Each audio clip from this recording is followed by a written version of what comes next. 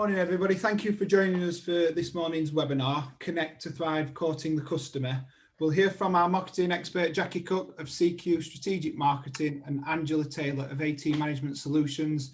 They're going to be taking us through the business development funnel to create a sales and marketing pipeline for you to court the customer.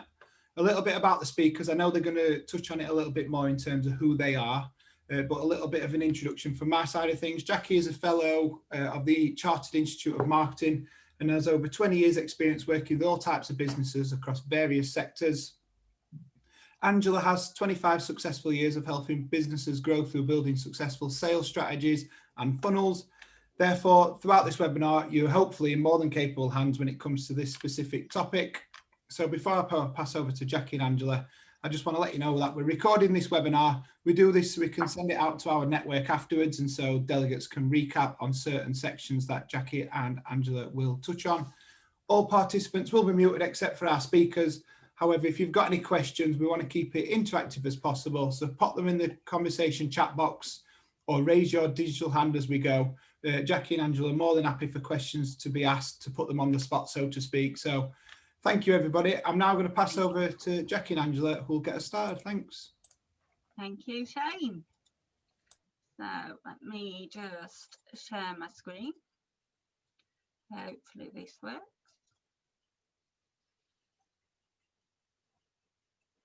There we go.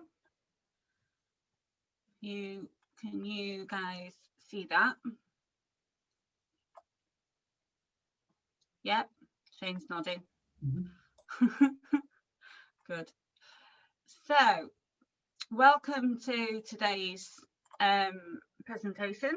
We're going to be talking, Shane gave us the topic of Thrive.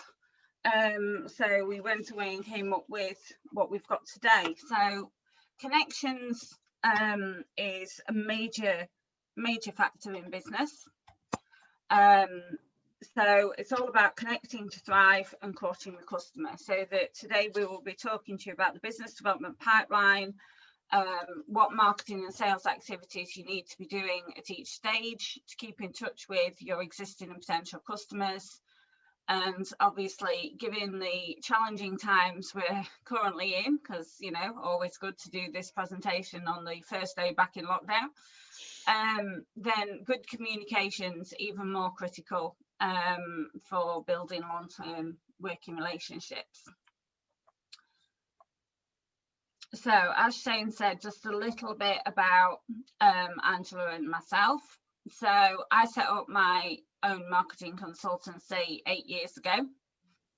I have 20 years experience in marketing, mainly in B2B, but with some business to business, but mainly some business to consumer markets. I'm a fellow, as he said, I'm a fellow of the Chartered Institute of Marketing, CIM qualified, and I've got a master's from Sheffield Hallam. Worked primarily in manufacturing markets and professional services, but I have a complete range of clients with the business, from, you know, 10 million turnover international manufacturing companies to solo businesses doing everything from accountancy, life coaching, a whole range.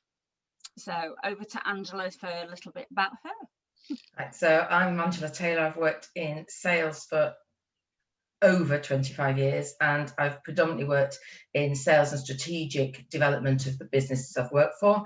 I have worked with companies throughout the UK, Europe, the USA and the Indian subcontinent. I happen to have, almost by accident, a specialisation in engineering and manufacturing. I'm a linguist by profession, so don't let it ever be said that you can't pivot a career at a very early stage. And I really started sales, first of all, and I have Avon, I mean, starting small, nothing like it.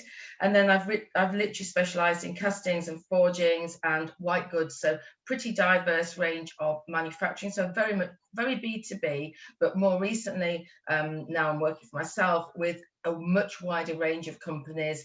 And I really don't mind what people want to sell. We've got some great methodologies to help support people's businesses and help them focus on doing what they need to do to connect and thrive. Jackie, for you. So we wanted to just give a little bit of a definition on some of these terms that we're talking about. So Angela's going to talk about thrive and connect, and I'll cover relationship marketing. So I'm known for loving a little bit of a definition. So I guess it depends what business you're in, whether you want to describe your business. And this links very much into your marketing and how you want to face out into the market. So whether you want to bloom, blossom, if you're a florist, that would be really applicable. I mean, but basically for me, it's about succeeding and growing and not staying still. I have to say, for all my years, I have not really found anything good about companies that go, we're doing fine, we're okay doing what we're doing, we're not looking for anything more, because I don't know very many businesses where there isn't naturally a bit of attrition somewhere in life. Sorry, one sec. I've just seen the note in the chat about what you're seeing on the screen. Is that better? Can't see who commented. Just give me a thumbs up if all you're seeing is the slide now, not the notes. That's much better, Jackie. Okay, thank you. Good to know. So yeah, relationship marketing. It's something I feel very strongly about, because throughout my working life, it's been relationship marketing that's very much been to the fore. I've worked in a lot of service businesses, and obviously people do business with people at the end of the day and build those relationships. So it does what it says on the tin. It puts emphasis on building an ongoing relationship, understanding your customer, their needs to increase loyalty and satisfaction, so that you keep them as a customer. So it's not just a transaction and a one-off sale. And obviously this varies depending on what it is you're selling. The relationship, you know, I have a very different relationship with my accountants who help with me with my business. That's a ongoing relationship where I'm talking to them on a monthly basis. I don't want the same kind of relationship with Heinz that make my baked beans that are in my cupboard. In fact, I don't interact with them at all. I just go and buy them from the supermarket. So my point is, you're dealing with the retailer rather than the actual producer. So it depends very much on the nature of that relationship, depends very much on the type of product or service that it is you're selling. In a service environment, it is very much more important that you build this long-term relationship, because you've got to be trusted to deliver that service, and it's about dealing with the people and the advice and the expert knowledge that they've got. So I see we've got a few people on the list sort of working in banking, financial planning, IT support as well. You're building the relationship with that person that's on the other end of the phone a lot of the time, or as and when we can meet in person. Won't that be nice?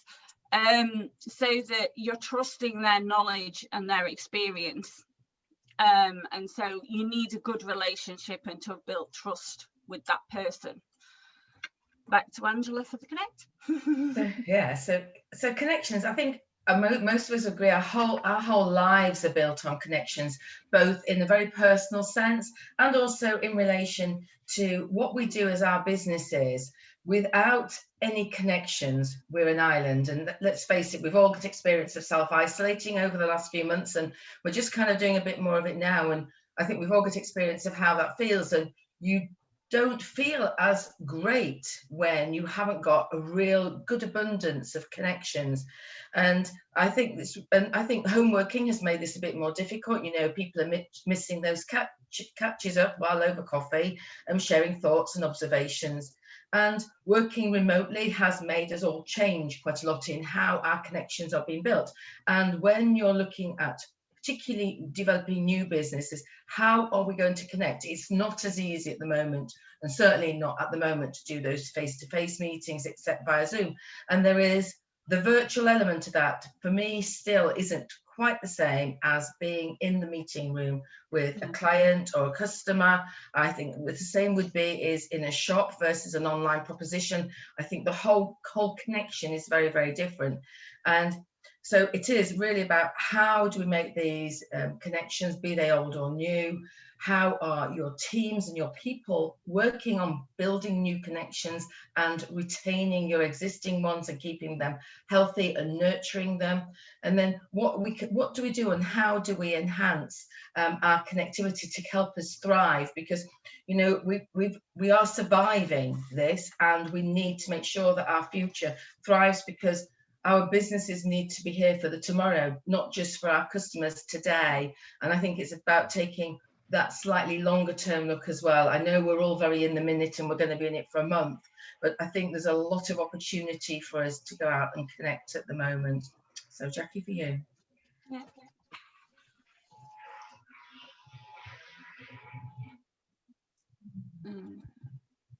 So the model that we've used for today's presentation is a very long established, as you can see, 1898 model that's often used in marketing and personal selling, which is the Aida model. And as you can see, it takes you through the stages of attention, interest, desire, and action. In order to be motivated to actually make a purchase from you, customers must progress from being aware of your existence and aware of the product or service that you are providing, to being interested enough to pay attention to the product's benefits and advantages. So actually have that meeting and listen and find out why they should be interested, to then wanting the desire to benefit from the product or service, and actually take that action to ask you to quote or to actually purchase. From the model, Lewis believed that the fourth stage, action, would come as a natural result of movement through these first three stages. So throughout the marketing and sales process, it's what can you do to reassure the customer that you are the solution to their problem. Any product or service should be providing a solution to a customer's problem, whether that's you're hungry, so you need some food, but it's not just about you need some food, you need some nutrients that actually help your body have energy and survive, or whether that's you need to buy some steel for a massive fabrication project to make a bridge. Whatever that may be, you are solving the customer's problem, and it's how you get across to them what those benefits are as to why you versus the competition. So when Angela and I were discussing this presentation, we were talking about this getting to know each other stage, and I said to Angela, it's like dating. And so we decided to develop that a little bit further. So Angela's just going to talk you through the dating process. That's experience, not. And also, you know, at the end of the day, what we're doing, we want our business to be fun, whether we're B2B or B2C, there needs to be an element of fun. We want people to like us. And so this is like when you're looking for new customers, it is a bit like dating, with possibly as many pitfalls, but hopefully, you know, we've got good experience of working with people and we won't fall into too many of them. We have to avoid the hazards en route. So it's a bit like doing probably like a driving test where they're putting a mock-up and you've got to go through the obstacles and you need to get to the right answers, isn't it?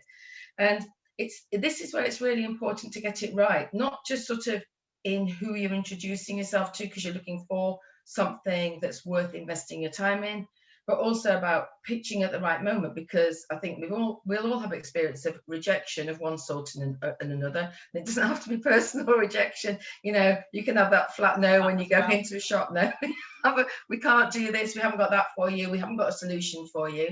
And we're looking to be the solution to that. And I think, you know, when we use the analogy of a human relationship to talk about client relationships, and I really want to say this in the beginning, in the world of client acquisition, it's not very often love at first sight.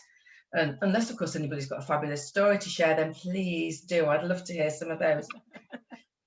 So the introduction is really, it's about getting somebody's attention. How do we do that? You know, from the moment you walk into a room, be that a room when you're out with your pals and you see somebody's eyes across the floor, or you walk into a customer's business. We are not doing very much of that at the moment.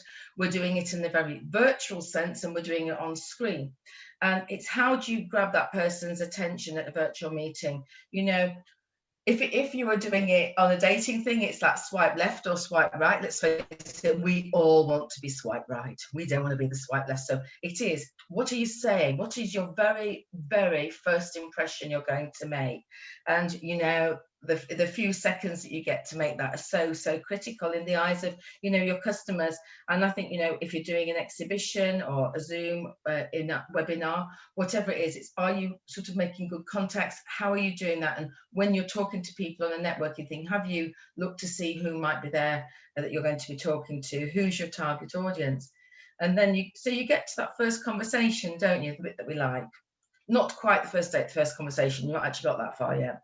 So how do you get that going? So it's the what, the where, and the how do you do your market research? How do you find your new partner, your business partner? So you want to get to a first date. So, and do the preliminary evaluation, the questions, the top level stuff, have you got anything in common? Do they want what you have to offer? Any key points on which you can connect? And those are the ones that you're going to grab with both hands and hang on to. Because at that stage, you've got your chance to kind of get your metaphorical foot in the door at the moment. So you identify a few matches and start on what might be the beginnings of a relationship. You start to be sharing and evaluating the potential common ground to enable that, do that interim getting to know each other phase, and developing that very initial bond where you're going to build on trust, which I don't think there's a business relationship I know of where there's very little trust. Even, you know, at the end of the day, long term, that comes down to brand loyalty. But you want to have a viable connection with somebody that has the potential to be a more permanent engagement with them, to have a long-term prospect. The beginning bit of these relationships is where we all invest a lot of money, be that in time or our marketing, and how we develop ourselves. So we're looking for that corporate made in heaven marriage. And we are gonna briefly touch on divorce. It does happen in business. There's sometimes very good reasons for why we should get divorced. And, you know, the world and the markets are changing very rapidly, none more so than now. And I don't think at the moment, you know, if we have to let go of a customer or customer retention is difficult, it's about doing it with good grace, because there are a lot of things in the background that mean that we may bump into people again. So Jackie's going to start her side of courting. So taking that now into the business sense, so each of these stages. So starting with awareness.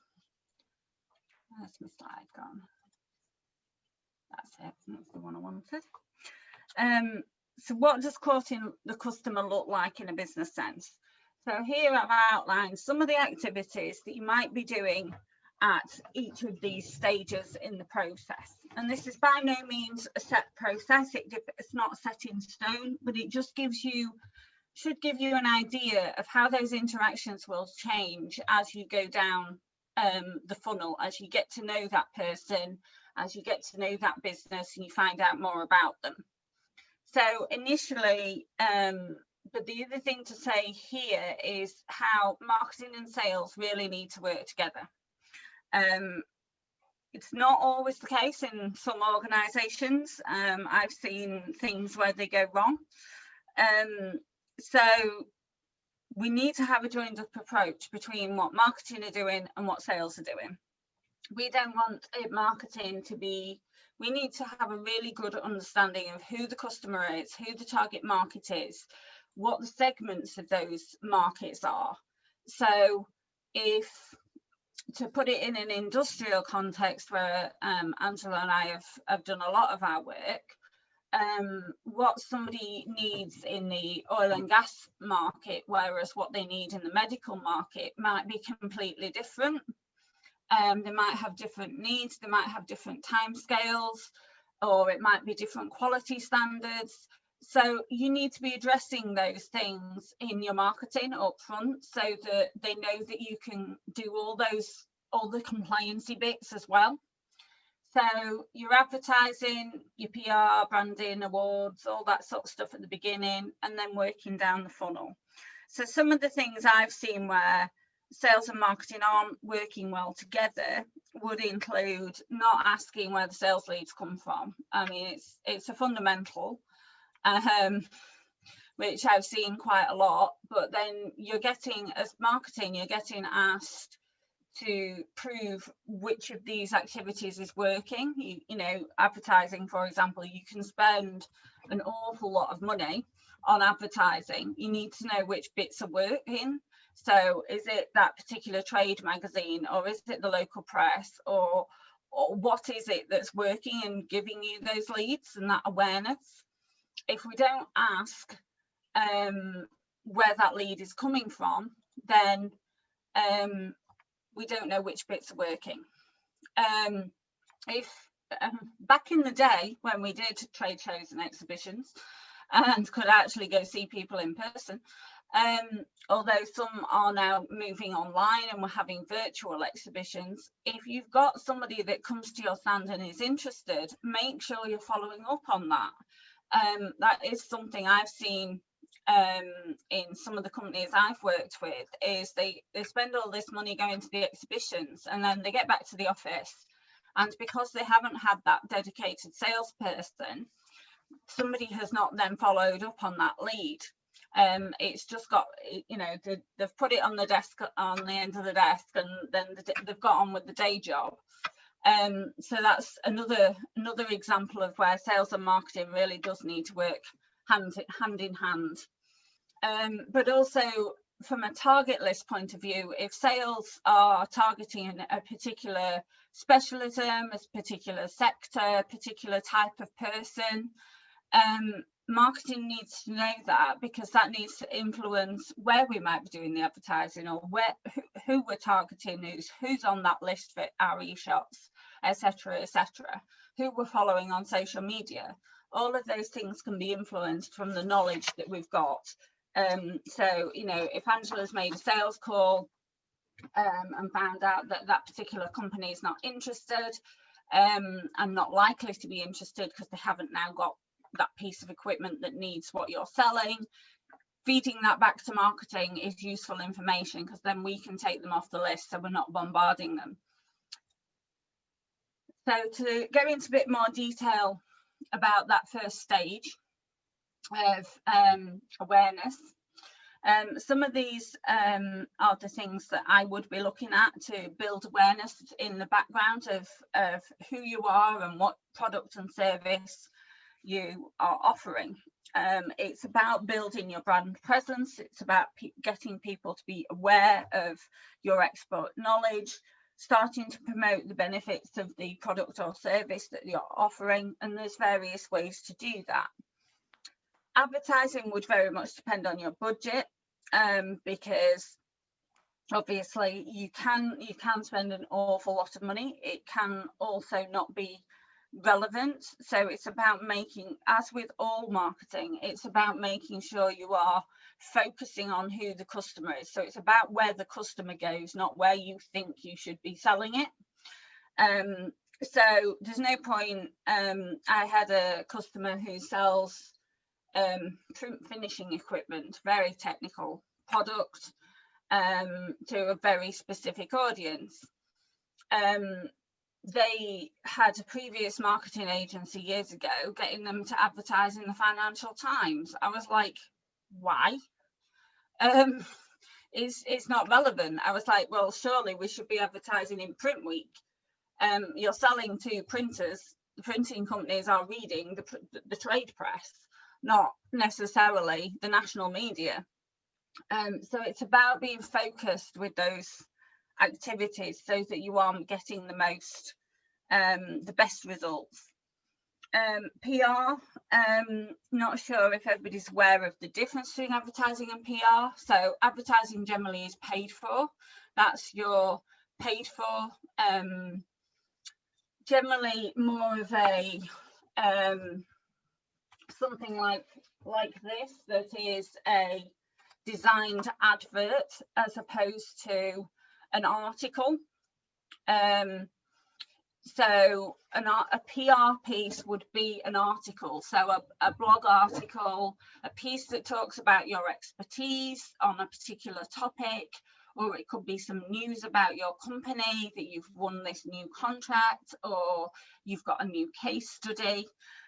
You don't pay for PR, although you may need a professional to help you. PR is a whole nother specialism. So you may need a professional to help you write in the style that the magazines or newspapers are looking for. But it's something you need to be aware of and be keeping going out there. There's nothing worse than going on somebody's website, having a look at the news pages and finding they haven't had anything on there for 3 years. And you're sat there going, that's not news anymore. So keep it up to date, but that's also not just from a keeping people informed point of view, but also it gives you some content to put out on your social media. It also helps your SEO and your PPC. So your SEO is your search engine optimization. So that's how well your website ranks and performs. One of the many criteria that Google looks at to help your website perform well is new content. So if you're writing either news articles about your company, about the contracts you're winning, or about what's happening in your business, it could be that charity day you did for children in need. It could be anything like that. The long service award for somebody who's been with the business for 40 years, etc., etc. If you keep updating these things, then it keeps your website performing well. Promotional items, gifts. I've got so many on my desk, it's not true. Barnsley and Rotherham Chamber notepads. I got it in there, Shane, honest. Route 1 print, posters, Steel City Marketing notepads who do promotional items. Honestly, the giveaways, but the point is they're still on my desk. So those brands are still in front of me. So even more important with people working so remotely is keeping yourself in front of people. A bit more difficult to maybe get to people at the moment. I know I've got a client who's about to start posting out calendars, which is going to be interesting because if people are on lockdown, they're working from home. So have you got their home addresses? Or are they willing to share them? So yeah, as we get back into going out and networking, promotional items come back into their own, but it's just another way of keeping you in front of the customer, because it's something, in a lot of cases, it's something they keep on their desk and keep in front of them. Of it, primarily given out at the exhibitions, but yeah, it's just something to think about. So over to Angela for the. So the awareness in sales encompasses so many things from my point of view. It's very much you're going to make a first impression, and this is where I personally have to say I think marketing and sales are stronger working together. But what I do appreciate, not all companies have access to both or have the ability. And what I would say is if you don't have the access to both, it's outsourceable these days. And there are people out there like Jackie and myself who do this day in, day out for people. But we only make one first impression, and it's critical because there's this element of who will buy you. You know, the relationship is with you. It'll be with the company you're working for and how you're going to help them reach out into their marketplace. And what you want is that these first few seconds are so critical. But I think the thing is, it's the first impression counts all the time. We are doing a lot more networking on the internet. Now, how comfortable are people doing this? You know, are we finding it easy? Are we finding it difficult? Are we comfortable with it? How are we doing it socially? Are we doing enough of it? And are we keeping ourselves present? I mean, Barnsley and Rotherham Chamber is great. They're doing speed networking events at least monthly. And I've met some great people through this, and is everybody trying to take as much of that opportunity on board as they can? If not, is your company looking at doing like mini features and how you actually might sort of get yourself out there? So when we're courting attention, we might only get this one opportunity to get our metaphorical foot through the door. And it's fair to say that the internet means that those buying whatever it is, or they usually have done quite a whole heap of research these days, and they might start to search for a product, a service. They'll be looking on the websites, LinkedIn, social media, and our buyers are quite often very clued up about what they want or what they think they want. And so they may know what they want. They may not know about the solution or the best fit solution to their needs.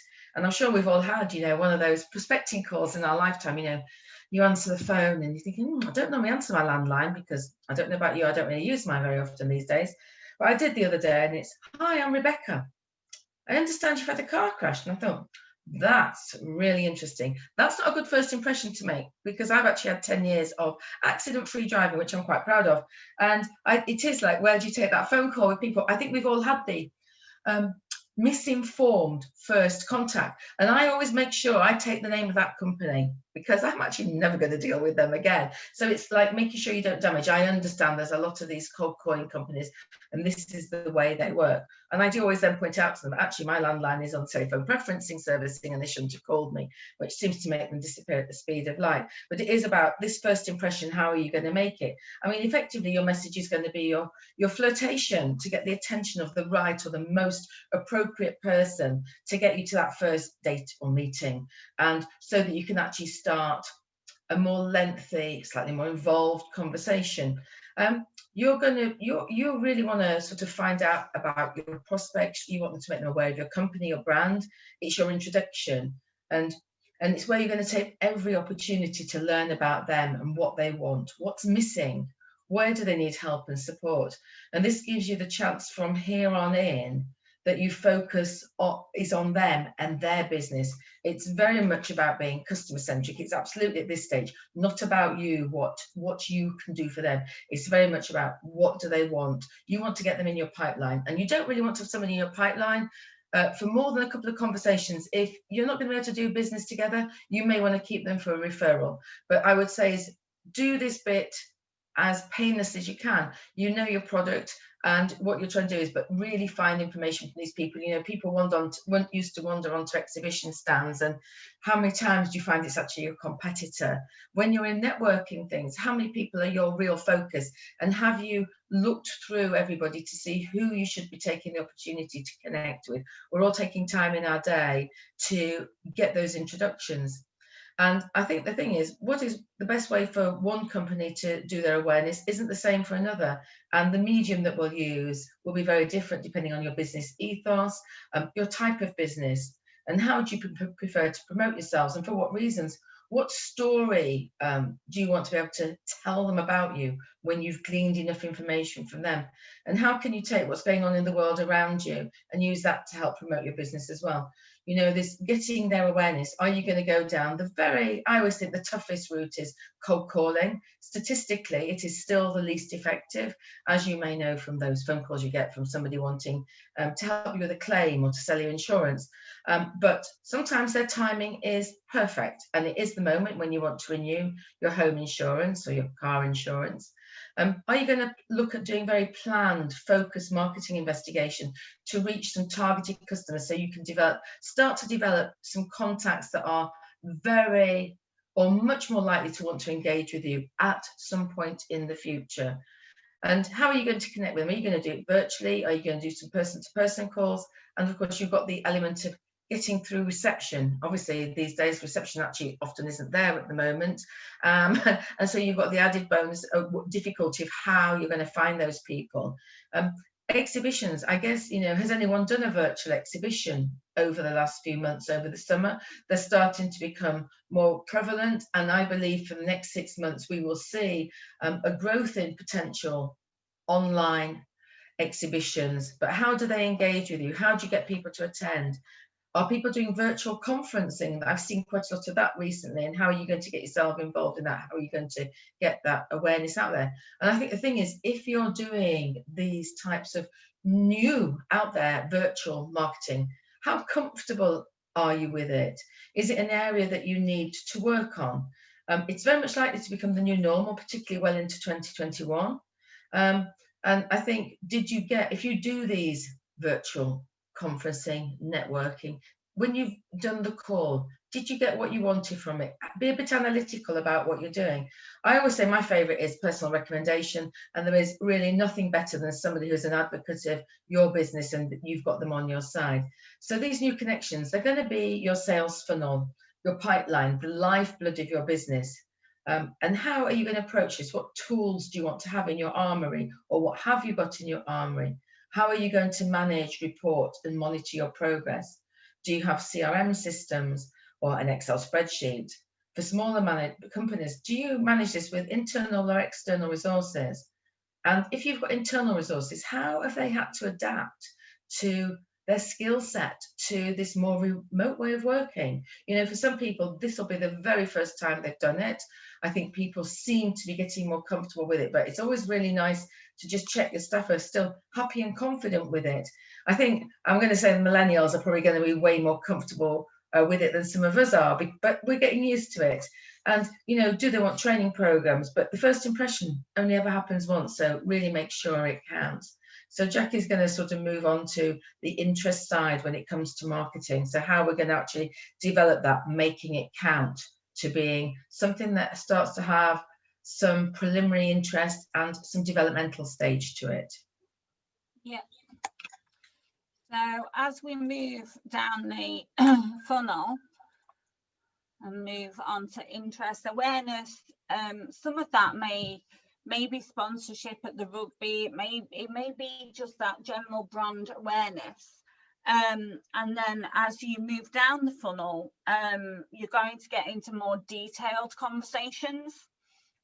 So you need to be getting more into the detailed benefits and how you're going to add value, and managing to answer the what's in it for me question, and the why you over your competition.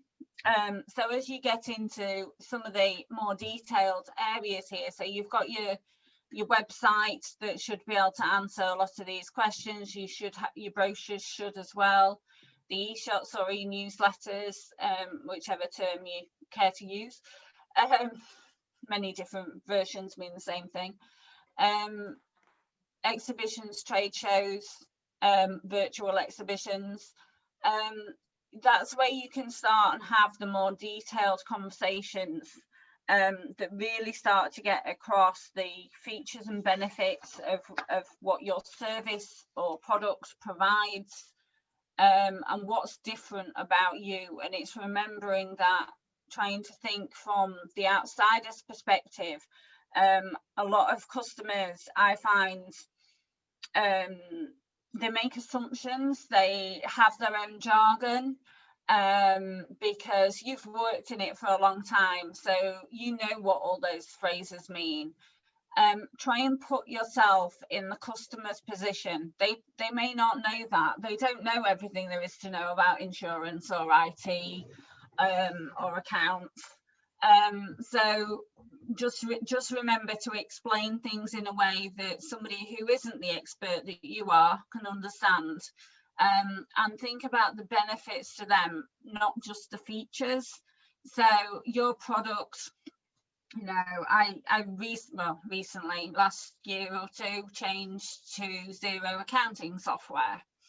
You know, it's not just about what the features of that software are, it's what that gives me as a business and how it makes it easier for me. So one of the things would be I can set up recurring invoices. So the retainer clients, I can set it up once and it just produces it for me each month, and I don't have to keep remembering exactly what terms that client's on, exactly what charge out rate they're on, how many hours, etc. etc. It just produces it for me the same every month. So the benefit, it's not about the fact that Xero can do recurring invoices. The benefit to me is I don't have to keep checking it every month in great detail, because it's going to be the same, because it's produced from the same information. whereas I was having to create them manually and check them each month. So the benefit is it saves me time. So try and get some of those benefits out into your marketing so that they can see why you. So now you've got a pipeline, you've got the beginning of that. So now you're going to really start building this customer relationship. You want them to want what you've got more than what your competitors got. I mean, even if you take Heinz versus Cross and Blackwell on baked beans, they vie for place on a supermarket shelf. Some of them do more advertising than others to try and lure you to their brand. But for B2B, it's very much about being customer centric. It's not about you and your business per se, it's about them all the way, I would say. Be curious. I love being curious about people in your search for information about what do they need. And maybe it's not what they need just now, it's what they're going to need. Understand their business, how their business is moving. And I always say, I mean, I've always been a person who asks a lot of questions. I think I started as a child and drove my mother nuts. But that aside, it's actually ideal for somebody in sales. It's a really good skill to have, to be able to ask questions, the right questions. And I think keep them in your pipeline if they're not ready now. Sometimes there's a lot of this calling and recalling. Keep your contacts regular. Have a way of monitoring it. I'm working with a business now where over the last sort of 6 months, and it's all been online, this link with this customer. So it's been really good for me to see how it works, keeping the business going to the point that they're waiting the final outcome from a major this week, and I will be following up this afternoon to see if they've got the answer yet, because I really want us to win the order. And there's nothing worse than a salesperson who doesn't get an order when they think they've done everything to make sure they're positioned correctly. I would also say, make sure your customer knows you've done your research. See what's happening in their world. There's so much information out there. We are very information rich as we have the internet these days. It's not a case of you're going to scour through a newspaper or only get your information from a customer. You can find so much online. Take time listening to the customer. Sometimes they'll just tell you something that, you know, you think, oh, it's not so important. That's not really what I want to sell you. But they could be giving you some extra information that is something that you're keeping your armory for another day. At the end of the day, we want them to buy from us. But unless we have something that they want, there isn't going to be much progress there. And I think, so if your message is for something they don't want, you're going to have an epic fail. You know, it's not you, it's me. It's not right now. I think so. Whether you get to how far you get down the customer developmental channel will be about understanding and how often you maintain your contact with them, getting to know you a bit about their business, what their strategic direction is, where they're going, how they're going to do it, who they're engaged with now, what element of possibility is there for you, and understanding that as you build the relationship with them is so vital. So you're going to be asking lots of questions, building trust, showing really good integrity that you understand what they want. But also, I would also say there is this element of understanding. If you're new to them, there is an element of risk. They know what you're saying. They don't know what you're going to deliver. And you need to be kind of giving them that feeling of security and peace of mind, so that when they work with you, when they buy from you, when they give you a contract, that they're going to get the best solution, the best advice, the best product. Because there's very few people who are buying who want to take something home and think, I couldn't do a great job there. Or you buy something off the shelf and you take home, actually, the quality's not great, whatever it might be. Or the service doesn't really match up to everything I need. I've missed a few points. And it's always giving them the chance to come back to you. So we're really generally not very much talking about buying a takeout meal from under those golden arches or something Colonel Saunders is proud of. The focus is on highlighting how you can ease and solve their problems for them, or help them achieve a specific goal. And it's amazing how much information buyers will give you. And I would always say, just keep talking to them, the regular contact, keep that gentle nibbling away sometimes is what gets you there. And also, you know, sometimes you'll chat with a person, there won't be much going on. Make it personal, make it about them. You're getting to know them.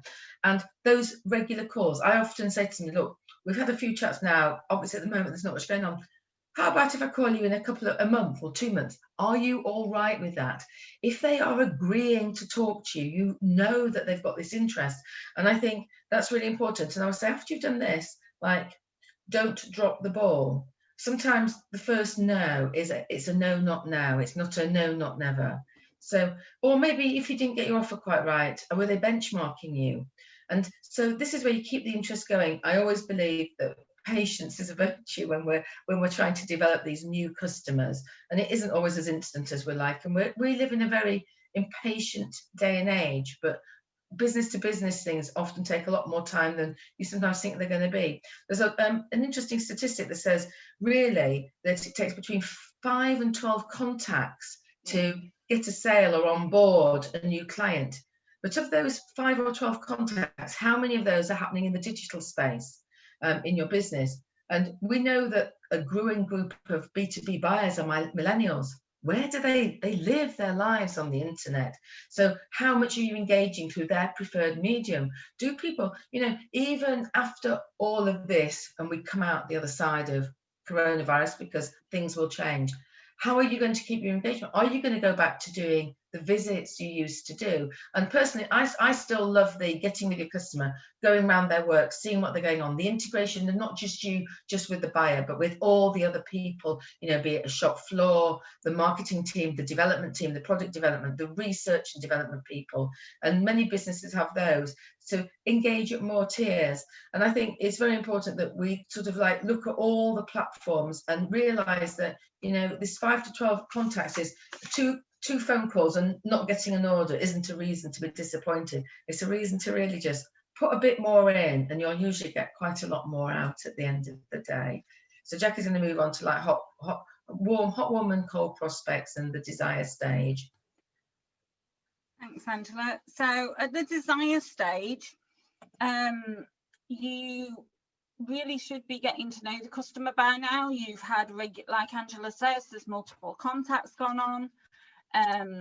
You might have been at an exhibition or something, or a meeting or a Zoom meeting, where it may be that you've had a chance to show them a digital animation. Or in this day and age, obviously with so much remote working, Angela talks about that, going around the site and seeing what's happening. You can still do that, just do it with virtual tours and things like that instead, which is something some of our customers are having to look at. It could be that you need video to show a product working, or like I say, digital animation, depending on the products. It may not be possible to film the inner workings of it.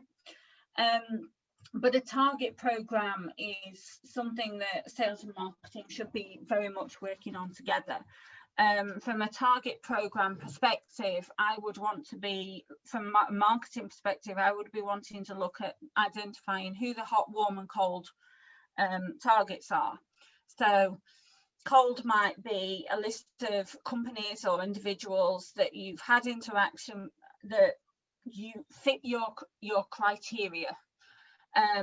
So if you're looking to fundraise for a charity, it's the type of people that might support that charity.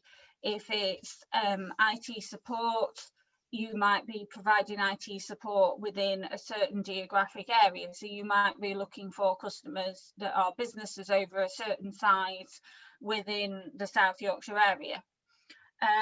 When I was at the accountants, we always used to look for businesses that were within a certain turnover requirement, because we knew they were the right size for us, within S&DM postcode areas.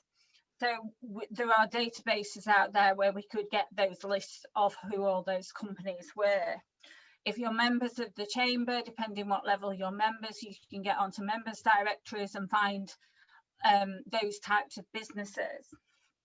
So warm would be people that you've had some interaction with.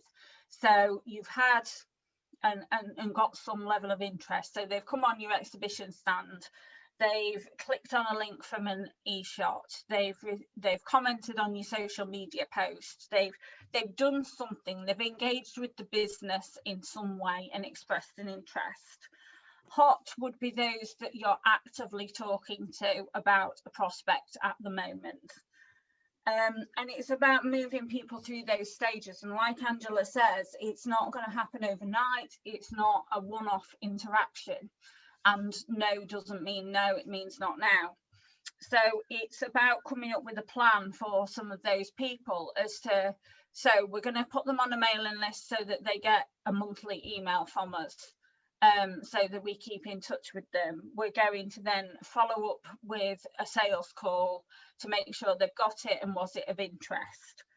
Then when we've had the sales call, they might want some more information. So we're going to send them, email them a presentation or a brochure. Then we might need to invite them for a meeting. So we're going to have a meeting and discuss a bit more detail. So it's taking them through these stages and making sure you've got a regular program of activity to stay in touch with these people. You know, back to my analogy about tins of beans. My decision-making process as to whether I need to buy a tin of beans doesn't take very long. It's, oh, I haven't got any of those in my cupboard, pick it off the shelf into my trolley. Whereas for something like IT services, financial planning, you don't, or banking, you don't tend to change your bank every week. That tends to be something that might take 20 years for you to think about changing your bank and moving all your direct debits and all that. Oh yeah, I can't even, no, just not happening. But you know, your insurance comes up for renewal every year, so you will need to check. So you might want to check the market and get some new quotes. So, you know, depending on the life cycle of the product, the size of the purchase depends how often they're going to look at changing. So again, it might be that you need to track that.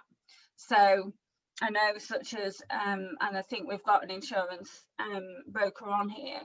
Insurance brokers will tend to track what time of year somebody's renewal is. And then you want to be talking to them like a month before so that you're in the process for getting the quotes. If you're going for larger IT contracts, is it a case of they review that decision at a certain point in the year in their budget cycle? Where's their budget cycle at? Because that might influence their decisions as to whether they can spend with you. And the same goes for the consumer. You know, calling them a week before payday, they're less likely to donate to your charity because they haven't got any money left. Calling them a week after payday, you're more likely to get that donation because the money's still in the bank. So it's recording that information and developing that pipeline. So this is where we move into all of this sort of, I've put this together, some of these that I've also got on the action stage.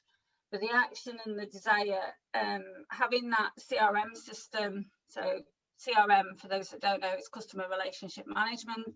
It's a fancy title for a database. So it doesn't matter whether that database is on a spreadsheet. Some of the best information I've ever had has been on spreadsheets, but it can be in the likes of HubSpot. It can be on custom built databases, but it's about the quality of information that's in that database. You need to be recording this activity on the back of the sales calls, looking at who's removed themselves from the mailing list because they don't want to be contacted anymore, in which case you don't want to be then calling them.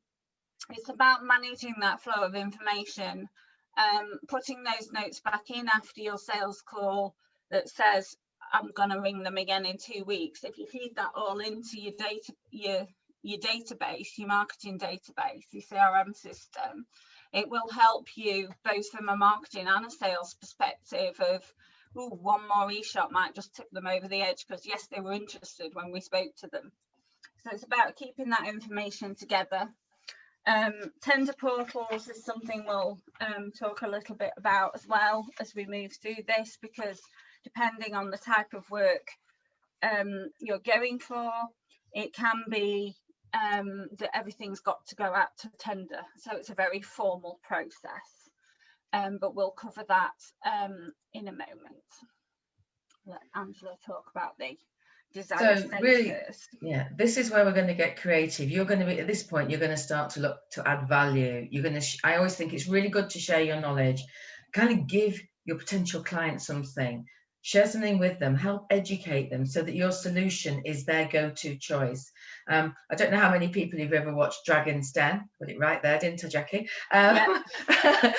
But you know, how difficult is it when they pitch? Make sure you've just got your pitch perfect, as they say. Take time to nurture your true value and therefore creating the desire to buy. We're talking about an engagement here after all. You want them to engage with you, to give them you what they order. You want to be optimizing all your routes to market with them, getting to know not just your buyer, but hopefully integrate wider, if you can, if you're a B2B business, if you're B2C, obviously get to know your customers that walk in your store or the people that you sell insurance to. However you do it, just keep going so that you get them hooked, and once they've got your proposal, that really that you're the right person to walk forward with, because most people have a choice. And I think that's the one thing I would say in sales. Our customers have choice, vast choice. They can investigate so much, and we really want to keep that moving. And once you've invested all this time and energy and money, and probably quite a lot of it too, you hopefully will have discussions about how you can actually move forward on the contracts and the framework agreements and build that. And what have you discovered? This is your discovery, your client discovery voyage. And make checklists of things so you can come back to it so that you can keep fine-tuning things. And then I would say is once you've got the desire for the sale, it's about just getting them to give you the order or give you the business, whatever it might be. Just make sure you close it out and kind of don't walk away. Be there for them. Keep that contact going till you take it over the line. And then I'm probably going to just do a little bit now. Once you've got the order or onboarding a new client, keep the contact high. There's nothing worse than a lapse between somebody kind of giving you the business and them giving you the action where they want to give you the business, and you've got to do your deliverables. Make sure you keep it out. There's nothing worse than, you know, imagine ordering a brand new sofa. You've been following it, they keep sending you a weekly update. You can actually see it on a little graphic on the internet, and you just love it. But you've got moved out your old sofa, the new one's due for delivery the following day at midnight the day before. You get a message saying, your sofa's 12 weeks away, but your old sofa's outside, it's soaking wet, it's raining, and you've got 12 weeks. That's really not the best customer liaison, you know. So keep everything moving so that your proposal to your customer is actually what you deliver. Jackie, you want to move on a couple of slides, I think. Yeah. So like I say, I'm starting to look at making sure we've got the CRM systems in place so that we've got this information about our customer, we've got this information about their interaction and their progress through this funnel, so that we're keeping them engaged and we know what interest they've shown in which products and services is the other thing. It may be that they've expressed an interest in a particular element of what we do, but not the other things that we do. So we need to get our targeting and our information correct, and that's something that we can keep all this information in our market intelligence, in our CRM system or our spreadsheet. In terms of tender portals, so tender portals, framework agreements, pre-qualification documents. Oh, don't you just love them? So if you're going for really big contracts with big organizations, in a lot of cases you will have to go through this process of being pre-qualified or joining a framework agreement, which means they have a particular list of suppliers that they go to for that thing. And some of these things can be rather arduous to fill in. I remember when I was at the David Markham Heavy Engineering, we were tendering for some work for Babcock Marine, and the sales guys came down with this CD back in the day before USB sticks, with this CD with all these documents on, and said, can you print us these so that we can have a look at this thing we're tendering for? When I got to 5 ring binders worth, I went back up and said, do you want me to keep going? Funnily enough, they didn't. But pre-qualification documents often have some fairly standard answers. So a lot of the questions on those sort of things are around your quality standards, your environmental standards. Do you have ISO 9001? Tick this box, move on to the next section. So you can build some standard answers and should have some standard blurb, I want to say, it's not the technical term, the standard marketing information about your company, or about the turnover and the staff numbers and your video reports and all these kind of things. If you collect all that together, you can make this process a lot easier for yourself. So you create a bank of standard answers. If we're being asked these questions, then here's the document that's got all the answers to these. And I'm not saying just copy and paste, because you will need to make it bespoke, and you will need to make sure that you answer those questions that they've asked in that proposal, but you can save yourself a lot of time. The power of networks as well. So we've already alluded to this thing about referrals, but in a lot of industries, whether it's chambers of commerce, or there may be specific trade bodies for your particular area, engage with them. You know, a lot of these bodies succeed on the members engaging with each other, and that's one of the big benefits of being members, is by having those networking opportunities and getting those introductions to those other companies. There's a network up the northeast that we used to be involved with, again, when I was in the heavy engineering world. So we were dealing in oil and gas, and they had a professional body called NOF Energy, which operate in the power sector, and they're very proactive in terms of business development and introducing members to each other and helping them do work with each other. So have a look around your industry and see what sort of things there are available to you of those kind of things. It may be that you need to get certain accreditations depending on the work you're going for. Speak to your customers and find out what requirements they have. It may be that if you're not ISO 9001 accredited, then you won't get in the door because that's a requirement they have, or it may be something to do with your procurement routes, and you know, they might have a policy about buy local and being able to trace where things are coming from. So just have a look into that kind of thing. When we're talking about client service reviews is something then we also go into. So depending if you've got ISO 9001, I believe there's some criteria in there that you need to be asking the customer how you did. So it's not just about you've had all this lovely contact up to the point of which you've won the work. You don't want to then just leave them hanging. So let's have a conversation with them, find out what worked in that process, what didn't, because it will inform how you handle this going forward. But also do ask, how did we do? Did we deliver on time? Were the people on the phone polite? Did we answer the questions? Did we solve the problem? If there was a problem with something, how well did we handle that? And it may be that you can get, so again, when I was at the accountants, we used to do client service reviews. We would pick, say, 10 of our biggest clients or clients that we thought had potential, and somebody independent of the client's service on a day-to-day basis would go out and have a chat with them once a year. And check how we did, what were the important criteria to them within the business, and how we performed against those things. So there are tools like SurveyMonkey, where, again, free to a certain level, that you can use to send electronic questionnaires out. But if they're a big customer to you, pick up the phone and have a chat, or pick up the phone and try and arrange a time when it's convenient to have a chat.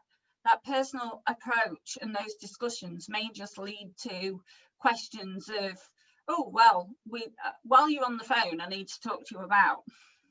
So it might just give you some more opportunities as well as it may bring up some issues that they haven't mentioned because they haven't had time to come back to you on, and then you've got a chance to fix those. So back to Angela. So basically, you've got to the point where you've closed the sale, and we've done we've covered all the things that Jackie was talking about there. And from my point of view, it's very much about growing the engagement with this customer, the depth of the engagement, so you're building customer loyalty. So this is real long-term relationship building, so kind of like almost the marriage, shall we say. And this is where, you know, key account management comes in. That's a topic for another day, and it's quite lengthy in its own right. But once you've gone through all this initial effort, these weeks and months sometimes, I mean, I've actually worked with a client and it took me 2 years to get an order. So I would say perseverance is definitely a secret of all triumphs. And there was times in that where I had thought, am I ever going to get it? Is it ever going to happen? But knowing what was going on in their business, who was holding the financial purse strings, that it was still valid, we had to do some revalidation. So keep yourself abreast of what's going on in your customers' businesses. Pretty much at the moment, a lot of our customers have been impacted by what's going on. Time scales have changed dramatically, but make sure that you close the sale, that they know that you're there, you're going to be there for them as and when, without that constant, you know, not being in a bullying way. This just like friendly chat kind of thing, just chat with them and see how they're going. And then I am a big believer in these CRM systems. However you do it, have the data so that you can build this key account management once you've converted them, because it's about customer satisfaction, because satisfaction is what keeps people coming back. It's what makes us buy the brands we buy. It's why we go to the shops we go, whether it's a little boutique for shoes in my case, or you know, whatever it is, or whether we are fiercely loyal to our insurance companies, even though we get told to shop around, our loyalty to our dentists, our doctors. I mean, let's face it, I never want to have to find a new dentist. I just find it absolutely horrendous. And I think the other thing, I mean, on the next slide, it can cost you 5 times more to attract a new customer than keep an existing one. And therefore, you've done the spend. This is the really important bit, and this is where you get your longevity. And I know people will go out and really look at costs for insurance every year, but just keep close is the way to do it, because we're about building loyalty, and I'm very conscious of the time actually now. So if we're going to keep customers, just the one word I would say is, and I had a customer that I worked with, they were a disruptor many years ago in the white good industry, and today they're actually a really well-known household brand. They advertise on TV. They were a massive disruptor, but they had this philosophy of cherish. And I love it to this day. I always think, how do I cherish this customer? How do I keep them going? And I would leave that word with you, because this is about customer resilience, customer protection, and not letting your competitors get in again. Yeah, so one of the, again, back to relationship marketing, one of the key concepts in that is this ladder of loyalty. So this talks about, you know, before you've actually signed the client, they're a prospect. Somebody who does business with you once is a purchaser. Somebody who's done business with you on a repeat basis might be a client. If you've got a really satisfied customer, then they might be a supporter. But then it's trying to move people up to the advocate and partner level. Now, not everybody will want to be moved up to that level, but if you've got some that you move up to that top level, they're the people that will then go out and actively recommend you to other people, which is, as Angela said earlier in the presentation, is a great way to get new business, because somebody's thinking more favorably about you before you've even started, because if you trust that person that's recommended you, then they're automatically then potentially trusting you as well. So just something to think about is sort of where you put each of your customers on this ladder, and whether there are some that you need to do a bit more work with, and just have another chat with them to see if you can move them further up the ladder, or even ask if they would be willing to recommend you. Get those testimonials, get those case studies written, but also, you know, see if they would recommend you to any of their contacts, and if they've got anybody in their address book that they think would be great to work with you. Now, this is the bit that we don't want to do, alluded to the fact that we may need to end the relationship, and hopefully there are some rarely reasons why we need to do that sometimes. And really, I think these days it's infrequent that we, as if we're the supplier, we very rarely want to end a relationship. Sometimes a customer walks away and we don't know why. That's always a shame, because perhaps we weren't close enough to them. Bit different if it's a supermarket, but they try and keep their customers through loyalty cards and all that. But from a business to business, have their values, and has the value fit changed? Have they taken a function in-house? Is there an issue with being paid? Because there's very few reasons, I believe myself, that you don't deserve paying for a service that you've delivered.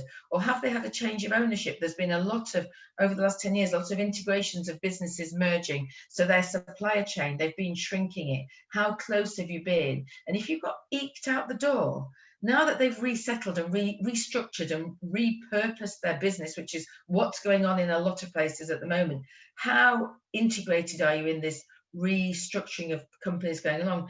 And if you do have to separate from a customer, and I've done this in the last 4 years with a customer I was working with, there was a very valid reason, and it came down from head office that we weren't going to be working with a client, a massive global client, and it is what it is. But I always say, keep it amicable, agree an exit plan, keep it very professional, you know, hand back the keys nicely, make sure you don't fall out over the kids. Share, make sure you've set up that your relationship with that buyer isn't damaged, and it's about not taking it personally. I think we all want to take these type of things incredibly personally, and it's hard not to do it. We take it personally because we're humans at the end of the day.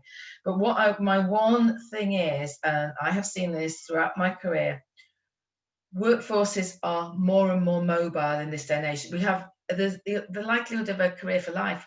That world's gone. We're living in a very different world. So you never know where the person that's been buying from you now might pop up tomorrow, and you know, you'll be on the network and I go, oh, I know that person. Where did I know you from? And who knows what opportunity awaits you then.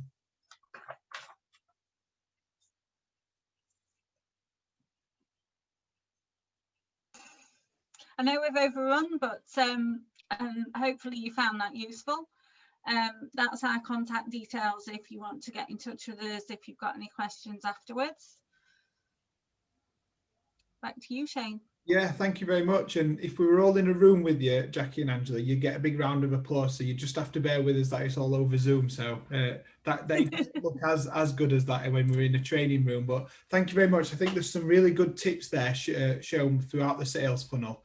And we have got a couple of minutes for questions if people do want to ask them burning questions. But I've just got maybe a comment that you could touch on, really. I think if we go back towards the beginning of this pandemic, around March, April, May time, when we kind of went into lockdown 1 as it was, I think businesses were fairly reluctant or kind of overthought, morally, is it right to sell? Morally, is it wrong to sell? How do we market ourselves? We're trying to survive. So there were a lot of pressure points on businesses wanting to do what they always do, but restrictions are obviously in place through the government announcements, but then also a thought process of what we think as humans, what's the right thing to do, what's the wrong thing to do with selling our products, our services. So, and I know we kind of saw that as a chamber as well. And I think moving across from actually shaking someone's hand and looking at that customer, that potential customer in their eye,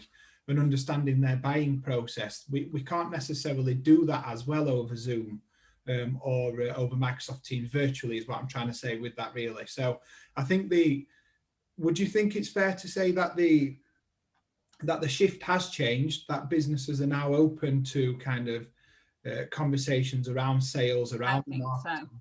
but also businesses are adapting to how they are selling their products and services by doing a lot of the one-to-one meetings virtually, whereas opposed to going to their office or meeting them at a kind of neutral location. I think for me, we've definitely seen that in the chamber in how we sell things. We've definitely seen the recruitment of bringing on new members. The process has been very different from actually going to their business premise, their site, their office, whatever it may be, understanding them as a business, to actually making it more personable on a Zoom meeting. But I think the buying process has slowed down a little bit in terms of you're not necessarily getting the form there and then. What you're having to do is send over forms, over quotes, over whatever it is, and waiting a couple of weeks because people can easily just, it's in my inbox now, I'll come back to it when I come back to it, rather than in a face-to-face environment. It's a little bit more difficult to kind of delay probably the sale, really. Does that make sense a little bit? It does. I certainly felt in the first lockdown that there's more important things going on than selling products and services. People are dying, people are ill. And I really didn't feel, certainly probably April, May particularly, I didn't feel comfortable, despite the fact that my business had dropped off a cliff because some of my clients had to shut and furlough everybody and all the rest of it. I didn't feel it was right to be out there on my social, etc., trying to flog what I did. And I very much didn't do that because it just didn't feel right. My gut feel now is everybody's more in a, we've got to survive, we've got to try and keep going. I mean, that's very much the message from the government, is to keep workplaces open where possible. Yes, we've had to close non-essential shops, etc. But such as manufacturing and things, they're telling to stay open. So I feel very much there's a different view now, that it's like we've been used to this now. We've got used to doing online networking, and it feels to me more like it's a case of we've got to keep going and support each other, rather than oh crap, we need to shut up shop and not do anything. What do you think, Angela, from a sales perspective? From a sales perspective, because obviously some of my clients are manufacturing based, but not all of them by any means. The manufacturing base had to keep going, and therefore those conversations kept going, but everything slowed down. Big contracts went on hold. People didn't know when they were going to place them. And all I was doing to all the teams I was working with was saying, don't forget to keep talking. You don't have to phone them every 5 minutes, but if you would visit your customer once a month, keep that level of engagement with them. And I think that's the hard thing, because some people have never worked from home. I've worked from home on and off for 25 years. So I have a home office. My environment is ideal. I've got a great chair, a great desk. I work in comfort. I don't have any kids running around. You know, it's easier for me than for some. And I've just said to my customers, look, if you've got the kids, just bring them in. I'm not make it easy for people. My big thing is make it easy for people to work with you, and that's what we need to do. And I think what I am seeing is a lot more tolerance generally. Even if businesses slow down, people still want to engage with you, and I think it's about how we manage this new way of working. As I honestly don't, I mean, I was talking to my brother. My brother's got his own business, and they're based out into construction, but they also have a division that goes into people's homes. And April, May time, he just said, oh my God, worst 2 months in the history of the business ever. Everything had to stop. But people have adapted and changed, which I think shows how really inventive we are and how flexible our mindset is, and that we are real doers. And I think most of us want to keep engaged. And I feel desperately at the moment for the hospitality industry. I can't imagine how they feel. I mean, I was actually out yesterday in a restaurant. They're going, no, this time we're closing. We're not even going to bother doing takeaways. It's winter. We don't think it's going to be so easy. I think B2Bs have got a slightly easier thing. My sister, she's a hairdresser. She's not going to work for a month. And, you know, and I think it's hard, and I think it's a matter of understanding whoever your client is. So she's a hairdresser. How does she keep her contact with her customers. Is she going to phone them once a month and just say, hi, how are you doing? Check they're okay, check they're well. Just keeping little things matter. And I think probably little things matter all the time, really. And I would just urge everybody to not let go of the contacts you made. Don't give up on anything. This is not the time to give up. We have survived, the majority of us. There are going to be some that fall tragically by the wayside, but a lot of us are here to thrive. And this is why we talk today, isn't it, about how we can keep our pipeline going. And for me, it really doesn't matter whether you're selling insurance, cups of coffee and cakes. You've all got a customer pipeline. It's, do you know what it is, and how are you keeping that connection? Because that connection is what will give you the chance to thrive at the end of this month, or keep you going through this tricky month. And personally, do I think that there might be a bit more of this to come? Probably. We don't know, but we're here and we're now, aren't we? And I would say, look at the here and now, but also look a bit further out, because your thrive is your tomorrow and next month and down the line. And if you look at the world's changed, but we're all changing together with it. So let's not leave anybody behind on that journey. Yeah, definitely. I think you made some really good points there. And I genuinely think over the last 8 months, some not so necessarily personable brands have become really personable, because that contact with your customers, even if it's just a human phone call to say, hi, how are you? Not necessarily do you want to buy anything, but to keep that regular contact going with your customers is, especially the last 8 months, has been vital. We personally, as a chamber, made a conscious decision to make sure every single 1,200 members were called during the first lockdown to make sure they know that we're here. Not necessarily to say, do you want to buy this? Do you want to come to this? Do you want to do that with us? It was more the personable touch to let them know that we're here and we care about them, really. I know that might sound a little bit cheesy, but it's right. So empathy. Yeah, exactly. I want to open it up. Does anybody else, I know I'm conscious of time, we have gone over, but I think that's, if we're all happy to stay for a couple of minutes, that's not necessarily a bad thing, because it means we're engaging with it. So has anyone got any burning questions they'd like to ask? No, brilliant. So final thoughts from me then. Thank you to Angela and Jackie for sharing the content today, and thank you to all the delegates that have joined us this morning. I will be sending an email out, a follow-up email, because we have recorded this webinar, which I will now press stop.